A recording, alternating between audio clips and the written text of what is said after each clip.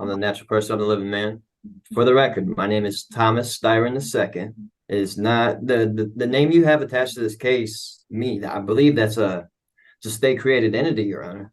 And I'm not, me being a living person. I don't. My name is in proper punctuation. I don't have a all caps name. So this is under the assumption that you guys have personal jurisdiction and subject matter jurisdiction over me, right? Yes. All right, guys, today's court hearing is intense from the jump.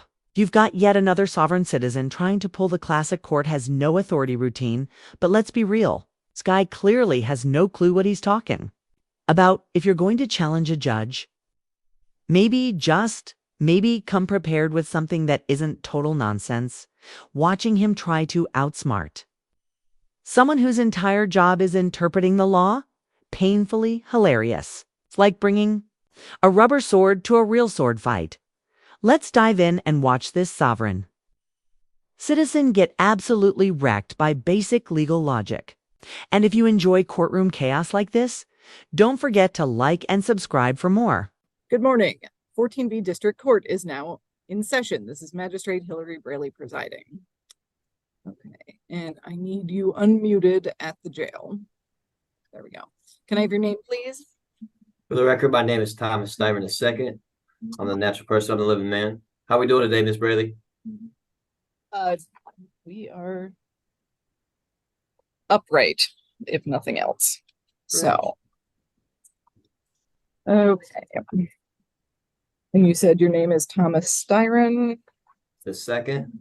The second. And then I'm the natural person, the living man. Okay, thank you for your patience there. We had a little bit of a kerfuffle. So, No problem. Recalling case number 19S00472, that is the state of Michigan versus Thomas Ulrich Styron, the second, you said, and also calling 24W001025, that is the township of Ypsilanti, also versus Thomas Ulrich Styron. So state your name for the record. So, for the record, my name is Thomas Styron II. It is not the name you have attached to this case is not me. I believe that's a state created entity, Your Honor. And I'm not, me being a living person. I don't. Yeah, I don't. My name is in proper punctuation. I don't have a all caps name nor. Okay, I'm going to cut you off right there. How many crayons did this guy eat before stepping into court? Oh, if you're going to run the sovereign citizen script, at least pretend to know what you're talking about. It's the way he rambles on about jurisdiction and weird punctuation rules.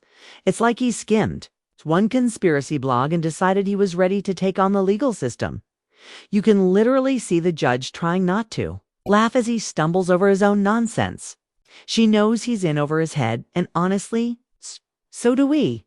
Stick around until the end, because when the judge delivers her final words, it's pure gold. Nice. Let's dive in and watch this legal train wreck unfold. Okay. I don't have no contracts with the state of Michigan at all, period. And so I was wondering about personal jurisdiction, subject matter jurisdiction in regards to this. Okay. And you can continue to wonder about those at the moment. What I am doing, you have a show cause hearing on the matter ending in 472, which is the retail fraud charge. I'm showing a balance of $210 on that. And then what you're being arraigned on, that is what I am here to explain the charge against you, is a citation issued on April 2nd, 2024 at 9:24 in the evening that charges that you operated a motor vehicle on North Ford Boulevard at or near Russell Street with no license on your person. Do you comprehend the charge against you? I do not. I don't even own a license. I canceled my license years ago. Okay. So what you are being charged with is operating a motor vehicle without having a license on your person. So I'm not asking if you agree with this. I'm not asking if you have a license. I'm asking if you understand the words coming out of my mouth as far as what this charge is. The charge is accused me of having a not license. having a driver's license on my person, correct? Correct.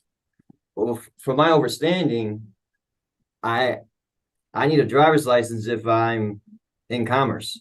I was traveling home. Okay. I wasn't doing business at all. And also from my understanding, I don't need a license to do that.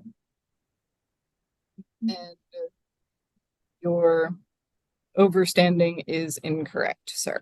But we are not going to get into that. Did this guy really just snitch on himself? The charge is driving without a license, and instead of staying quiet, he proudly admits he hasn't had one in 2 years, and then tries to pull the "I wasn't driving, I was traveling" line. Like, bro, you're just gift-wrapping evidence at this point. If you're caught without a license, maybe don't double down by acting like words magically change legal definitions. It's not helping. Seriously, does anyone know how cheap a license actually is? It's not rocket science.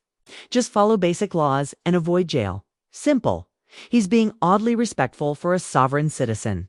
I'll give him that, but the logic isn't landing. Low IQ? Maybe. Misguided? Definitely. Let me know what you guys think.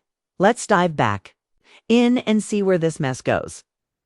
For now, you are saying that you have understood the words as far as not having a license on your person. It is a misdemeanor charge with a maximum penalty of up to 93 days in jail, a $500 fine with court costs, or both. So this is under the assumption that you guys have personal jurisdiction and subject matter jurisdiction over me, right? Yes. So at this time, the court is going to set a pretrial date for you. That will be before Judge Washington. ma'am, can we prove the jurisdiction first before we go ahead with setting a trial for that entity or a pretrial for that entity? I hear you. And at this point, you are appearing in front of the court. You have put your name on the record. And yes, we are setting a pretrial date for you. I did put my name on the record, and my name that I put on the record is not the same name that you have attached to that case. And you can provide documentation of such at your pretrial date, which is going to be June 26th. So the documentation that I have published, recorded the documentation I have published and recorded on the record, on the state of Michigan record, that says what I just told you, that I'm not who you have, that I'm not the name you have attached to that case, that's I need to bring that with me, is what you're saying? It being already recorded and on the state of Michigan records. So whatever documentation you have, bring it with you to your pretrial date. That is what I am telling you, yes. So, and again, that court date, June 26th? Okay. Will be June 26th at 9 a.m. before Judge Washington. The court will enter that you are standing mute to all charges at this time. So we're just assuming jurisdiction though, correct? Yes. From my understanding, that has to be proved before we even proceed with anything else. Am I wrong? You are not correct.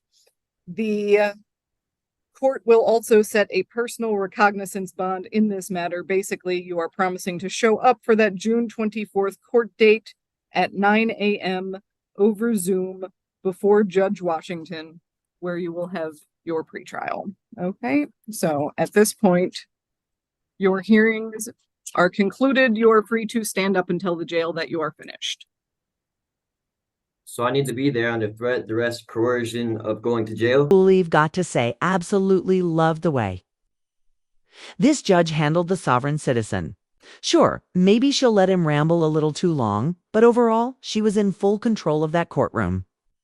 She didn't take any of his nonsense, cut him off when it mattered, and even tossed in a few sharp responses just to keep him in check. Honestly, we need more judges like her, someone with patience, confidence, and just the right amount of sass to handle these delusional arguments. And can we talk about Zoom court for a second? I don't know about you, but I find it kind of ridiculous, especially when it's a sovereign citizen trying to argue from their living room. Like they're presenting at a conspiracy convention. It's like trying to hold a serious hearing while someone's wearing a clown nose. They just talk over the judge, ignore everything, and the whole thing derails fast. Zoom court just doesn't carry the same authority or weight as being there, in person. Anyway, that's going to wrap it up for this one. Thanks so much for watching. If you enjoyed it, be sure to like and subscribe for more courtroom chaos. And definitely let me know in the comments what you thought of this hearing. Take care, and I'll catch you in the next one.